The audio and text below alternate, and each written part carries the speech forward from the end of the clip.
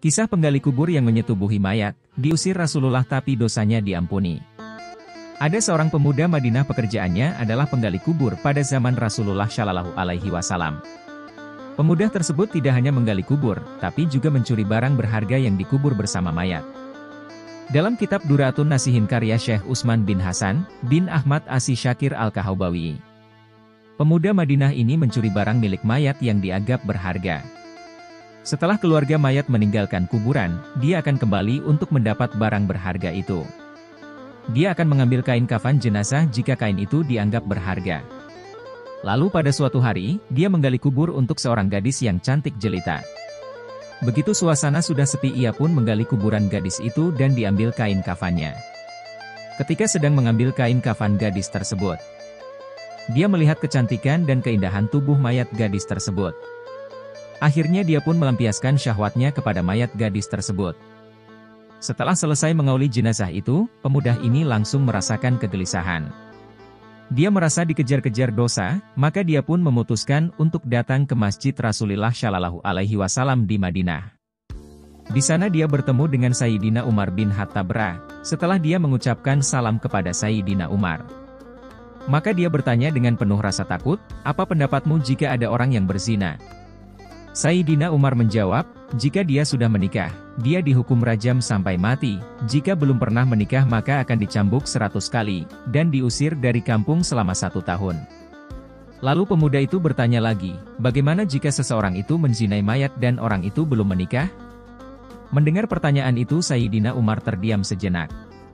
Kemudian Sayyidina Umar berkata, "Sungguh keterlaluan, aku tidak bisa membayangkan seberapa besar dosanya.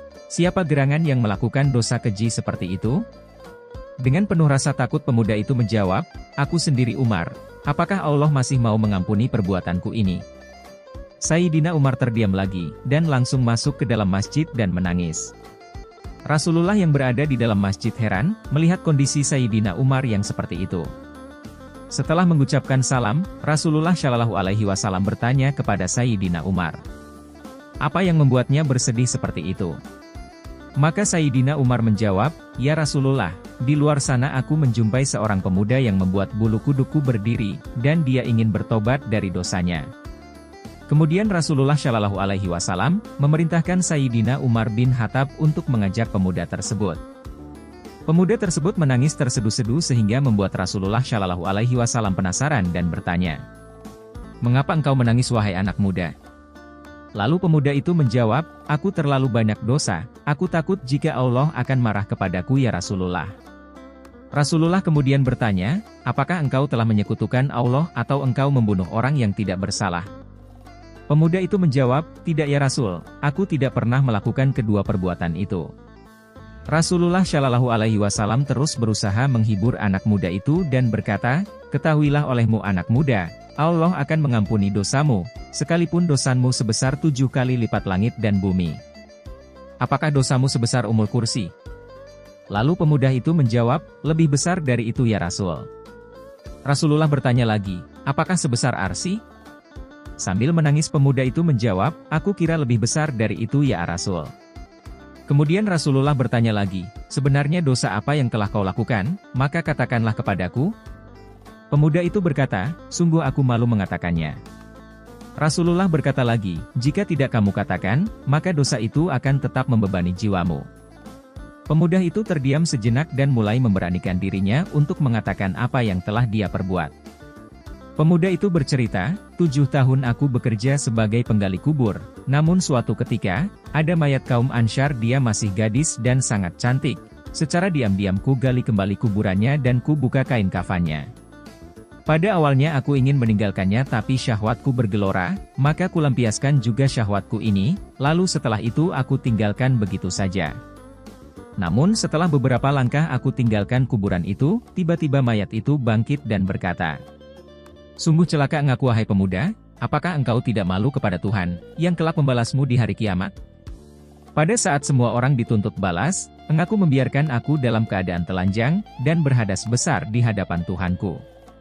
Mendengar pengakuan pemuda tersebut, seketika Rasulullah Shallallahu Alaihi Wasallam berdiri dan berkata, "Wahai pemuda fasik, tempatmu memang pantas di neraka, keluarlah dari tempat ini." Maka pemuda itu keluar dengan hati yang hancur dan jiwa yang tidak bersemangat. Arah dan tujuan. Sementara Rasulullah ingin mendengar langsung petunjuk dari Allah tentang peristiwa yang baru saja beliau dengarkan itu. Di sisi lain, pemuda itu sampai di sebuah gua di gunung. Di sana dia sambil menangis dan meminta ampun kepada Allah Subhanahu wa Ta'ala. Dia berjanji tidak akan keluar dari gua itu sebelum Allah mengampuninya. Dan menyampaikannya lewat Rasulullah Shallallahu Alaihi Wasallam. Setelah 40 hari lamanya, tubuh dan wajah pemuda itu berubah drastis selama di dalam gua. Selama di dalam gua dia hanya bertahan dengan makanan yang ditemukan di dalam gua saja. Dia juga berdoa, "Oh Tuhannya Nabi Muhammad, Tuhan Nabi Adam dan Hawa, jika aku telah Engkau ampuni, maka sampaikanlah kepada Nabi Muhammad dan para sahabatnya, namun jika Engkau menolak tobatku ini, bakarlah aku di dunia, dan bebaskan aku dari siksa di akhirat, sungguh aku tidak akan sanggup menerima siksa di akhirat kelak."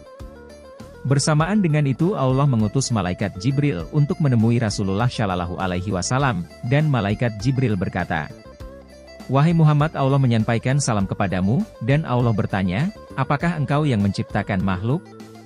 Maka Rasulullah menjawab, "Allah yang menciptakan diriku dan semua makhluk." "Apakah engkau yang memberi rezeki kepada mereka?" Tidak hanya Allah yang mampu memberikan rezeki kepada makhluknya.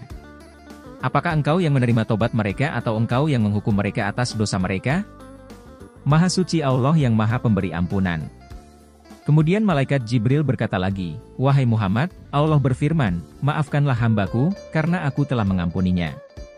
Setelah itu turunlah ayat, dan juga orang-orang yang apabila mengerjakan perbuatan keji, atau menganiaya diri sendiri, mereka ingat akan Allah, lalu memohon ampun terhadap dosa mereka, dan siapa lagi yang dapat mengampuni dosa selain pada Allah, dan mereka tidak meneruskan perbuatan kejinya itu, sedangkan mereka mengetahui.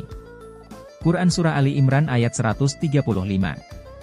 Kemudian setelah itu, Rasulullah Shallallahu Alaihi Wasallam memanggil pemuda tersebut, dan memberitahukan bahwa Allah telah mengampuni dosanya dan menerima tobatnya, dan tidak lama kemudian, pemuda ini meninggal dunia.